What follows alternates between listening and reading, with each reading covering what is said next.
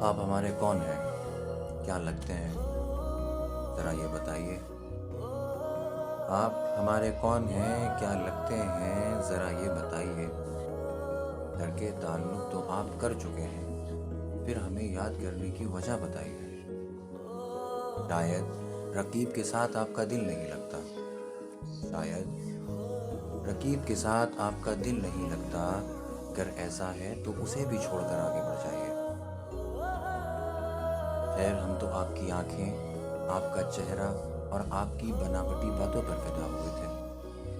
خیر ہم تو آپ کی آنکھیں، آپ کا چہرہ اور آپ کی بناوٹی باتوں پر فدا ہوئے تھے، مگر رقیب کن پر فدا ہوا تھا؟ ذرا ہمیں یہ تو سمجھائیے۔